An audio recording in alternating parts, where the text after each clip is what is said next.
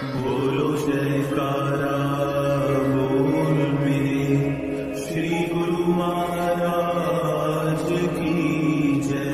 श्री सद्गुरुदेव भगवान की जय। गुरुमुखो,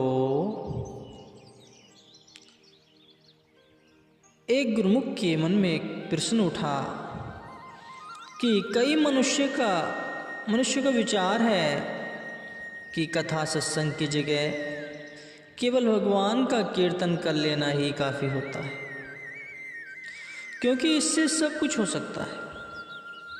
क्या उनका यह विचार ठीक है या इसमें कुछ अंतर है? तो गुरुमुखो, उसका उत्तर सत्संग और कथा कीर्तन वास्तव में एक ही वस्तु है। इनमें अधिक अंतर नहीं है, क्योंकि मालिक का गुण गाना कीर्तन है और उसके भक्तों व संतों की शुभ चर्चा करना कथा है। ये दोनों मालिक की भक्ति के मार्ग हैं, परंतु पहले फिर भी सत्संग है, क्योंकि जब तक सत्संग में भगवान के भक्तों की कथाएं न सुनी जाएं, तब तक भगवान के गुण कोई कब गा सकता है? भगवान के स्वरूप को किसी ने अपने आप क्या जाना है?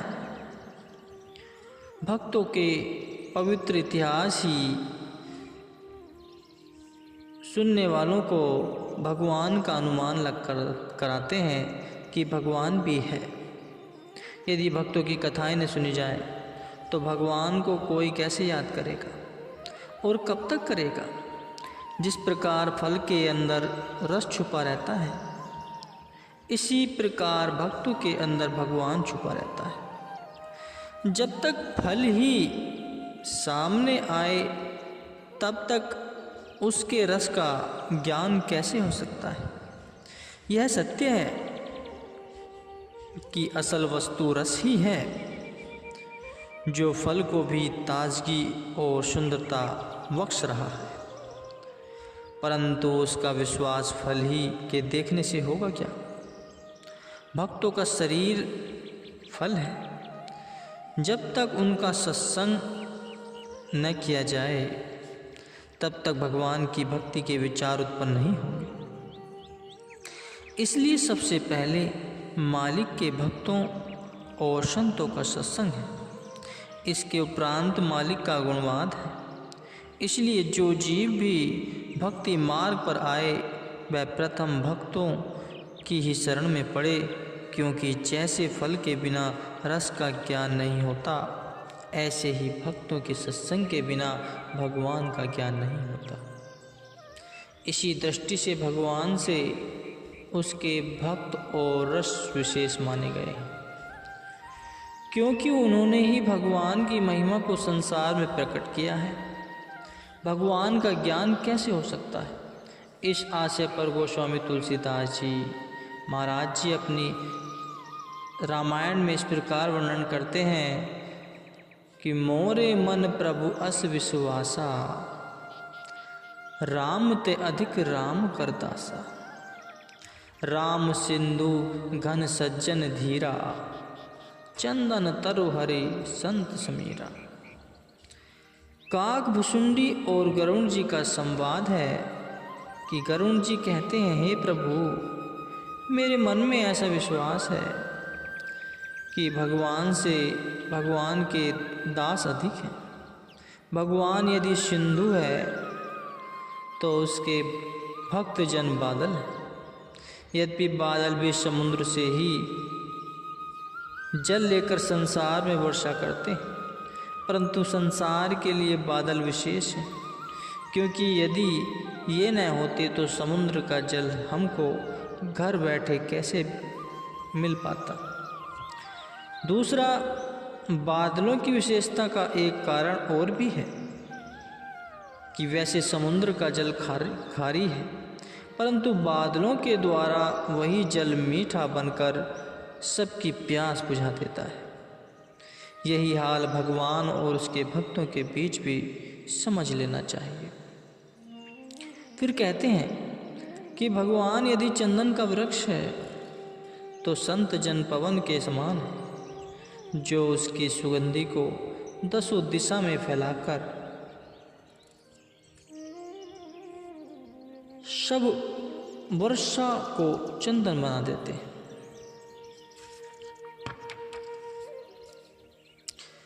आप एक और जगह पर कथन करते हैं, मुद मंगल में संत समाजु, जो जग जंगम तीरथ राजू। तो संतों का समाज आनंद और मंगल रूप है, जो संसार में चलता फिरता प्रयागराज है और घर बैठे बिठाए लोगों को स्नान कराता फिरता है। फिर सत्संग इसलिए भी विशेष है कि इसमें भक्तों के चरित्र सुनने से मन में भक्ति भाव की उमंगे आप से आप उत्पन्न होने लगती है, जो मनुष्य के मन को साफ और शुद्ध बनाती हुई ऊपर की तरफ ले चलती है। इससे आनंदमय की मस्ती और खुशी आने लगती है और हृदय में वैराग्य उत्पन्न हो जाता है, और जिस समाधि के सुख को योगी और ज्ञानी ढूंढते हैं उसका अंदर ही अंदर भाग होने लगता है। इसी वास्ते सत्संग को मुख्य समझा गया है। जो मनुष्य सच्चे भाव से सत्संग में जाता रहता है और श्रद्धा भक्ति से वचनों को सुनता है, वह सहज ही परम सुख को प्राप्त कर लेता है। परंतु ये महिमा केवल महापुरुषों और संतों के ही सत्संग की है। मामूली सत्संग से ऐसा लाभ नहीं होता। कुछ न कुछ फल तो हर जगह मिलता ही है, चाहे वह कीर्तन हो या किसी पोथी का पाठ हो, परंतु आध्यात्मिक ज्ञान तो सत्पुरुषों की संगति से ही होता है। कबीरा संगत साध की साहिब आवे याद, लेखे में सोई घड़ी सब बाकी के दिन बाद। साध मिले साहिब मिले अंतर रही न रेख, मनसा वाचा कर्मना साधु साहिब एक। इसलिए जो मनुष्य के भक्त और संत हैं वह जीव के सच्चे मित्र हैं, जिनको सौभाग्य से उनकी शरण प्राप्त हो गई है, फिर मालिक उनसे दूर नहीं है।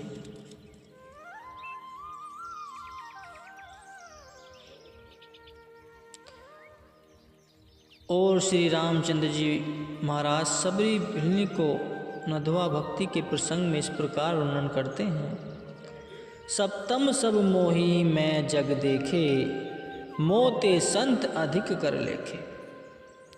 हे भिलनी, सातवीं भक्ति यह है कि सब संसार मेरा रूप जाने,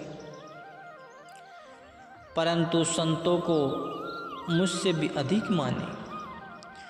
बस यह नुक्ता है, जिसने इसको समझ लिया वह भक्ति मार्ग में दृढ़ता के साथ चलता हुआ बड़ी सहूलियत से अपनी मंजिल पर पहुंच जाता है। जिसने इसको नहीं जाना उसको राह में बड़ी कठिनाइयां होती और ऐसी विपत्तियों का सामना करना होता है, जिसके कारण वह बेचारा घबराकर फिर माया के गड्ढे में गिर पड़ता है। गुरुमुखो, फिर एक प्रश्न उठता है, एक बात और भी पूछने योग्य है। संतों के सत्संग में कुछ मनुष्य ऐसे भी देखे जाते हैं जो वहाँ जाकर संसार व्यवहार की बातें छोड़ बैठते हैं। उनको भी संतों की संगति का कुछ लाभ होता है या नहीं? तो गुरुमुखो, इसका उत्तर है, ये दो प्रकार के मनुष्य होते हैं। एक तो वे होते हैं जो सत्संग की जरूरत को देखते रहते हैं, परंतु अज्ञानता के कारण और बातें शुरू कर देते हैं इनको यदि समझा दिया जाए तो समझ जाते हैं और आगे के लिए इस अवगुण को निकालने का यत्न करते हैं। और दूसरे प्रकार के मनुष्य वे होते हैं जिनके मन में सांसारिक वासनाएं कूट कूट कर भरी होती हैं। वे जब भी बात करते हैं अपने रोने धोने की करते हैं, क्योंकि जिस पात्र में जो वस्तु धरी होती है वही निकलती है। उनका हृदय सांसारिक कामनाओं से भरपूर होता है, उसमें संतों के वचन के प्रवेश की गुंजाइश नहीं होती। ऐसे लोग सत्संगी नहीं होते, ये सांसारिक जीव होते हैं। यदि जाने न जाने कभी सत्संग में आ भी बैठते हैं तो अधिक समय तक ठहर नहीं सकते, बीच में ही उठ जाते हैं और फिर उस तरफ मुख भी नहीं करते। पहली किस्म के आदमी तो सत्संग से लाभ उठा लेते हैं, परंतु दूसरे प्रकार के मनुष्य का सत्संग में आना न आना एक समान होता है।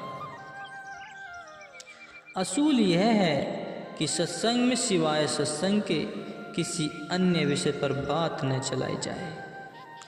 जैसे कहा है, सत्संगति कैसी जाड़िए, जिथे एको नामो बखाड़िए। फिर से एक प्रश्न उठता है गुरुमुखो, सभी के मन में यह प्रश्न उठता है कि सत्संग के अंदर एक और भी बात देखने में आती है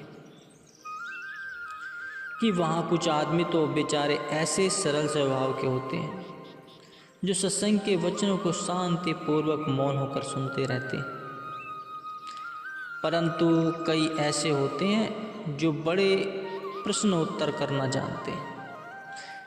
इन दोनों के बीच भी कुछ अंतर होता है या नहीं?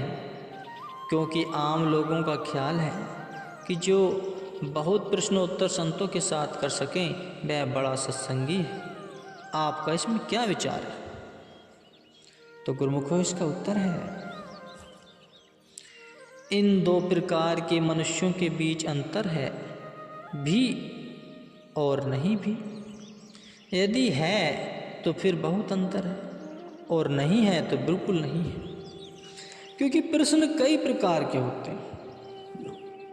किसी प्रश्न के अंदर तो प्रश्न करने वाले की विद्या और चतुराई को जनता पर प्रकट करने का विचार होता है कि सुनने वालों को यह विदित हो जाए कि हाँ, यह भी कुछ जानता है। और किसी प्रश्न में हार जीत का विचार करता है, और कोई प्रश्न वक्ता की परीक्षा की खातिर किया जाता है। परंतु एक प्रश्न ऐसा होता है जो करने वाला उस बात को नहीं जानता और उसके समझने के लिए श्रद्धा भक्ति के साथ वक्ता से पूछता है। यदि ऐसा प्रश्न है तब तो अच्छा है, क्योंकि मन के भ्रम और संशय को दूर करना ही तो सत्संग का असल प्रयोजन होता है। इसलिए चौथे प्रकार का प्रश्न तो लाभदायक है, क्योंकि इसमें सत्संग के विचारों में विशालता आती है और कई नए नए रास्ते मिलते हैं जो मनुष्य की आंतरिक उन्नति के लिए अति आवश्यक होते हैं। परंतु ये ध्यान रहे कि वे भी श्रद्धा भक्ति और नीति के नियम अनुसार हो, यह शर्त है। परंतु प्रथम 3 प्रकार के प्रश्न तो अति निषिद्ध हैं। इस तरह के प्रश्न करने वालों को सत्संगी नहीं समझा चाहिए। ये अति निकृष्ट श्रेणी के मनुष्य होते। लोग भले ही इनको अच्छा समझें, परंतु संतों के सत्संग में उनकी कोई कीमत नहीं समझी जाती। ये बड़े कठोर होते हैं, इन पर वचन रूपी बाण नहीं लगता, क्योंकि वे उसे राह में ही काट देते हैं और कहते हैं, हाँ महाराज, यह बात तो मैं पहले ही जानता हूँ। इनको अपनी विद्या का घमंड है। ये सत्संग में केवल आते ही वाद विवाद की इच्छा से है। कोई गुण प्राप्त करने की इनको आवश्यकता नहीं। सत्संगी ऐसे लोगों से जितना भी बच कर रहें उतना ही अच्छा है। और ऐसे लोग संतों के भंडार से सदा खाली रहते हैं।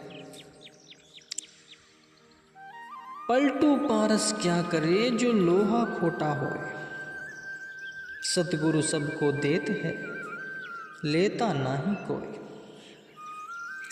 अर्थात ऐसे प्राणी संतों की महिमा को नहीं जानते और जिनको मालिक ने श्रद्धा भक्ति की दात बख्शी होती है वे और लोग होते हैं। वे अधिक बातों को करना नहीं जानते। वे तो सरल स्वभाव, साधारण वृत्ति, शुद्ध चित्त और निष्कपट होते हैं।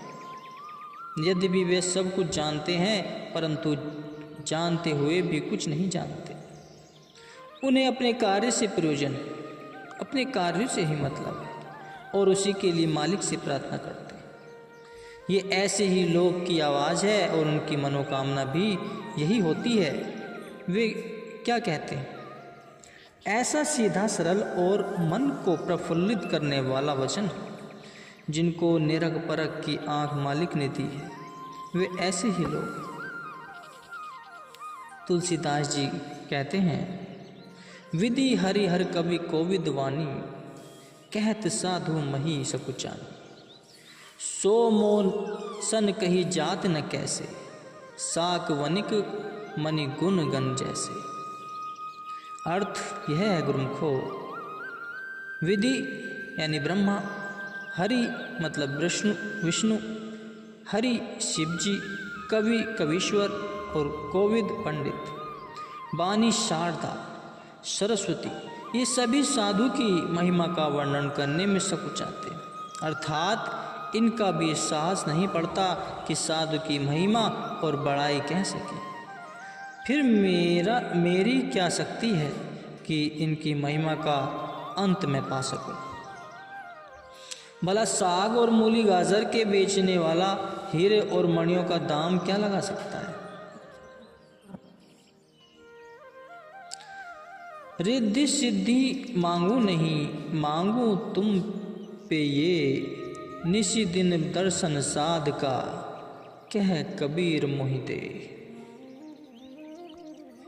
गुरुमुखो, फिर से एक प्रश्न उठता है कि शास्त्रों में संतों के दर्शनों का बड़ा महत्व लिखा है। इस पर कुछ व्याख्या होनी चाहिए कि इससे प्राणी को क्या फल मिलते हैं। तो गुरुमुखो, उत्तर है, जिस मनुष्य के अंदर जैसे विचार होते हैं वह उसके रंग रूप और चेहरे पर अपना अक्स जमा लेते हैं, बल्कि उसके शरीर के चारों ओर अपना मंडल बनाए रखते हैं। और जो मनुष्य उसकी संगति में रहता है या उसके रूप को ध्यान से देखता है तो वह विचार उसके अंदर में समाने लगते हैं।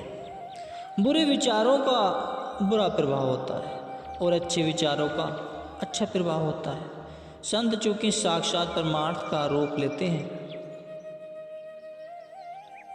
और उनके विचार अति पवित्र और शुद्ध होते हैं तथा उनका मन मालिक के रंग में रंगा होता है, इसलिए उनके दर्शन करने से मनुष्य को भी उनके विचारों का भाग मिलता है। फिर बार बार दर्शन करने और उसके विचार को ध्यान करने से उनकी पवित्र किरणें श्रद्धावान के अंदर समाने लगती है और जैसे उनके विचारों के सुनने से मनुष्य की रूह पवित्र होती है, वैसे ही उनके रूप को देखने, चरणों को छूने और फल फूल भेंट चढ़ाने तथा अन्य सेवा करने से भी वही दशा उत्पन्न होती है। यह उनके दर्शन का फल होता है। और सत्संग केवल वचन सुनने को ही नहीं कहते, किंतु यह सारी बातें उसमें मिली होती हैं। संगति जिसकी भी की जाए वह अपना प्रभाव दिखाती है। तो फिर महापुरुष गुरु और सच्चे साधु की संगति की तो बात ही क्या है, उसकी महिमा कौन वर्णन कर सकता है।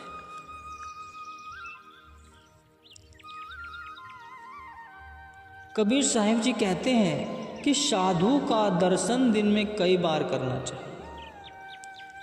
जैसे असुज मांस का मेह खेती के लिए अति लाभदायक होता है, ऐसे ही साधु संत का कई बार दर्शन करने से भक्ति की खेती को पानी मिलता है।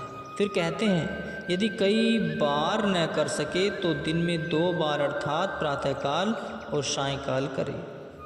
ऐसे प्राणी को फिर काल भी धोखा नहीं देगा। यदि 2 बार भी नहीं कर सकता तो 1 बार जाकर करे। ऐसा प्राणी भी संसार सागर से पार हो जाएगा। यदि वह दिन में 2 बार भी नहीं, 1 बार भी नहीं पहुंच सकता तो कम से कम दूसरे दिन तो जाकर ऐसा करे। ऐसे मनुष्य को भी उत्तम ही समझना चाहिए। यदि दूसरे दिन भी नहीं कर सकता तो फिर तीसरे दिन जाकर करे। ऐसा जीव भी मुक्ति का अधिकारी समझना चाहिए। और यदि तीसरे चौथे दिन भी उसके पास समय नहीं है तो 7वें दिन दर्शन करने में भी बिल्कुल देरी न करे। यदि वह 7वें दिन भी संतों के दर्शन के लिए नहीं पहुंच सकता तो 15वें दिन सही ऐसा मनुष्य भी अपने जन्म को सफल कर लेगा। और यदि 15वें दिन भी उसे समय नहीं मिल सकता तो फिर महीने भर में सही, परंतु उसमें तो बिल्कुल ढील नहीं करनी चाहिए। लेकिन अगर किसी कारण से महीने भर में भी उसे समय नहीं मिलता तो 6ठे मास अर्थात 6ठे महीने तुम में तो अवश्य पहुँचे। कबीर साहिब जी कहते हैं कि इसमें तो किंचित मात्र भी आलस्य नहीं करना चाहिए। लेकिन अगर 6ठे मास भी उसे दर्शन का अवसर नहीं मिल सकता तो भाई बरस उपरांत तो फिर आखिरी हद है। जो सत्संगी साल में 1 बार भी दर्शन के लिए नहीं पहुंच सकता उसको दोष लगेगा, वह कसूरवार है। क्योंकि यदि वह बरस दिन में भी समय नहीं निकाल सकता तो फिर निकाल भी नहीं सकता। ऐसे प्राणी को भक्ति मुक्ति का भाग नहीं मिलेगा। यह महिमा साधु के दर्शन की तो फिर गुरु के दर्शनों की तो बात ही क्या है। उसकी महिमा तो अनंत और अपार है। जब साधु के दर्शन की इतनी आवश्यकता समझी गई है तो फिर गुरु के दर्शन की कितनी ज़रूरत होनी चाहिए। जो सत्संगी बरस में 1 बार भी गुरु के दर्शन को नहीं पहुंच सकते उनकी उन्नति कठिन है। हाँ, जिनके मन की तार गुरु के चरणों के साथ जुड़ी हुई है उनकी बात कुछ और है। मलुकदास जी कहते हैं राम राय असरण शरण मोहे आपन कर ले, संतन संग सेवा करूं भक्ति मंजूरी दे। माया नित नित बोलती गाहो हाथ बयार, भक्ति मंजूरी दीजिए कीजिए भव जल पार। इसलिए जिनको भक्ति की इच्छा है उनके लिए 2 ही चीज़ें हैं, एक गुरु का दर्शन और दूसरा उनका सत्संग। तीसरी कोई वस्तु भी संसार में उनके सहायक नहीं है। संसार में जिस जीव को ये 2 चीज़ें प्राप्त नहीं हैं उनको माया की गहन समझना चाहिए कि माया उसको कभी इधर फेंकती है और कभी उधर फेंकती है और वह सदा बेचैनी और परेशानी का शिकार बनाकर रहता है। परंतु जिनको एक बार गुरु के सत्संग का रंग चढ़ गया है वह माया के झकोलों से फिर चलायमान नहीं होता, बल्कि वह हर काम में मालिक की मौज समझता हुआ सदा प्रसन्न चित्त और शांत बना रहता है। गुरुमुखो।